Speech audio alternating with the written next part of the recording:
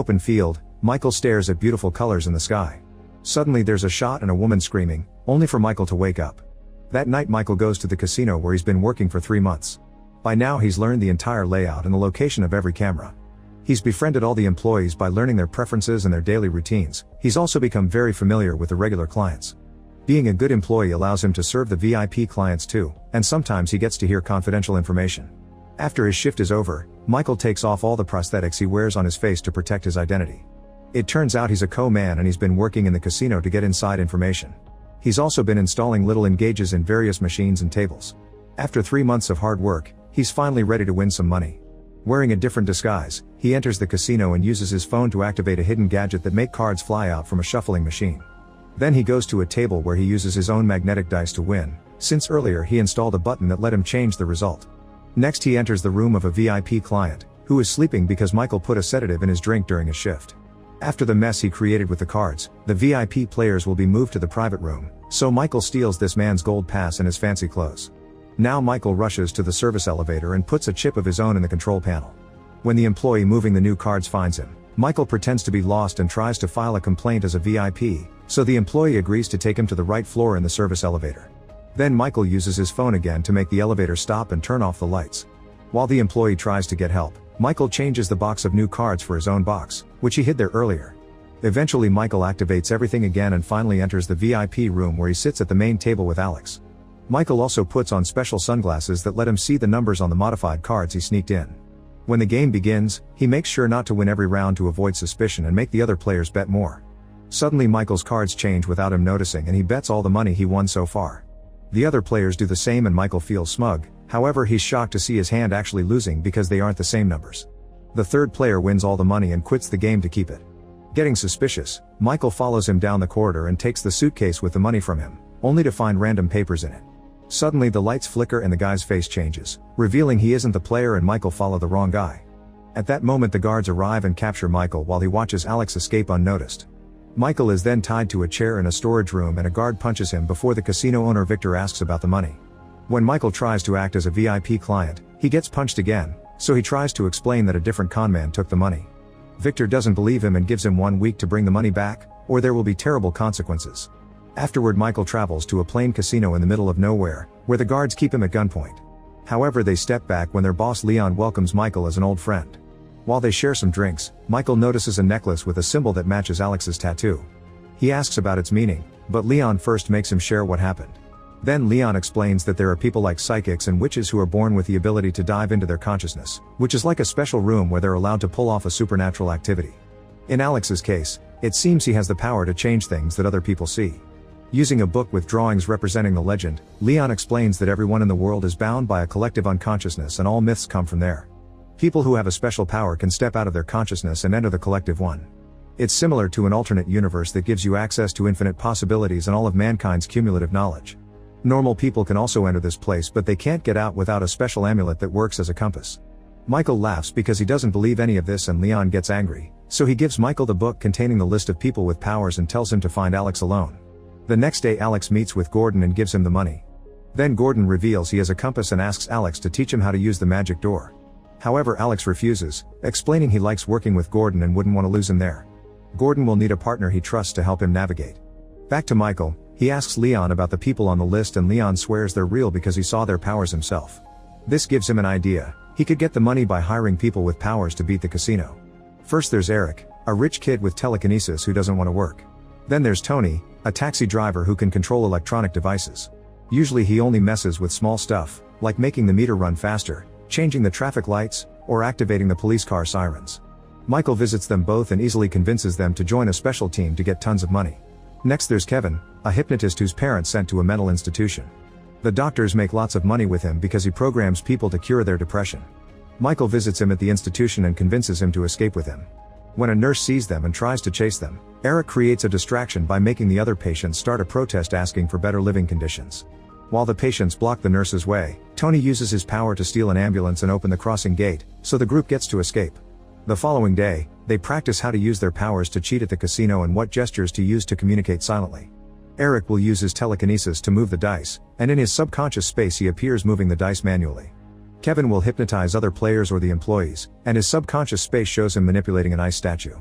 Lastly, Tony will have to deal with the cameras. When he uses his power, his subconscious space appears to be a storm with the chips floating around him. They play a few games with Leon's people and at first it goes well, but soon it turns chaotic. While Kevin accidentally makes an employee blind, a client of Leon's freaks out when he loses and takes out his gun. Tony gets scared and accidentally short-circuits the camera. Michael runs to tackle the angry client and calms him down before deciding they'll need a better way to communicate. The next day Michael attends at a funeral where a bunch of sad women are harassing Veronica, begging for her help. Suddenly a car parks nearby and some men in black come out. A terrified Veronica runs away and drops her headphones in the process, so Michael grabs them. When a second car with mysterious men shows up, Veronica hides inside an abandoned building and waits for the men to leave. Then Michael gives her back the headphones, saying he isn't one of those men. Veronica tries to leave without a word, so Michael follows her to ask some questions. However, Veronica can read minds and says she isn't interested in his plan. At that moment one of the men finds them and Michael holds him back while Veronica runs. The rest of the men corner her in an alley, however Michael appears on the roof and helps her escape. The next day Gordon follows Alex's instructions to get started on his training. A hypnotist finds him and quickly sends him to the world of the subconscious, where now Gordon has the power to control any person he wants. While Gordon is unconscious on the ground, he forces a street painter to make a copy of a famous painting. Then Gordon controls a museum employee and makes him trade the fake painting for the real one, which was about to be transferred to another museum. While the fake painting is taken away in a van, Gordon wakes up and buys the real famous art from the confused painter for just a few bucks. None of the people he controlled remember what happened. Back to Michael, he introduces Veronica to the rest of the group, explaining she can read and transmit thoughts. She'll be passing Michael's instructions to the others while they play. To practice, Michael tells her to enter her subconscious space, which looks like a very peculiar forest. Then he thinks about Eric moving the city's big bell, so Veronica passes the message to Eric's mind. After Eric does so, Michael wants two people to run while screaming for help, so Veronica passes that message to Kevin, who quickly pulls it off. Tony is told to make most of the lights in the area to short-circuit, causing more people to get scared and all the birds to fly away. Lastly, Michael asks Veronica to tell the people in the street that there's an earthquake coming. As Veronica passes the suggestion around, the combination of her words and all the strange things caused by the others convince people that there really is an earthquake happening. Everyone runs away until only Michael's team is left. Afterward, Michael steals some drinks from a restaurant while explaining his plan. They'll enter the casino with fake identities and each of them will arrive at different times except for Veronica, who will pretend to be Michael's fiancée. This means they need to go shopping for fancy clothes and see a stylist to get a makeover. With only 2 days left, the team finally goes to the casino. Michael plays while Veronica is the passive trophy wife, that way she can concentrate on passing the messages around. Tony takes care of the cameras while playing the slots, which he's manipulating as well. Eric is among Michael's opponents, making everyone lose on purpose so Michael can win. Once he's won enough on this table, he and Veronica move to a different one where Kevin is controlling the employee. At first the plan goes smoothly, but Eric is drinking too much and gets tired of losing, so he starts manipulating the roulette to win some money too. He also starts talking to Michael aloud instead of sending his thoughts. At the slots, Tony gets too enthusiastic and starts to control too many machines at the same time. The guards get suspicious so they drag Eric and Tony away, but when they're about to get in the elevator, the rest of the team is there. Kevin hypnotizes the guards to make them leave and the team hides inside the elevator for a talk. Michael scolds them for what they did and explains they could get killed for cheating. Afterward, the team agrees to only follow Michael's instructions and they move to the last table. Michael bets all in while Tony controls the camera, Kevin takes care of the employee, and Eric manipulates the dice. The plan goes well and Michael wins $10 million. Then the group goes to the beach to celebrate with drinks and a bonfire, although Veronica sits away from them. Michael checks on her and points out they could work together a few more times to get more money, but Veronica isn't interested. An argument ensues and they both insult each other. Meanwhile, Alex has dinner with Gordon and informs him they must cancel their lessons. Alex insists he can't continue to teach him until Gordon gets a partner. Then Gordon asks about Michael and Alex tells him about the new team. Gordon isn't happy to hear this and announces they'll have to intervene. The next morning the team is on the road where they're suddenly chased by an SUV. When the mysterious car gets ahead of them, Tony drives around it and tries to lose it, only for a second SUV to join the chase. In a matter of minutes, the SUVs surround the car and force Tony to stop in the middle of the road. Victor comes out with his men, who capture the whole team and tie their wrists up.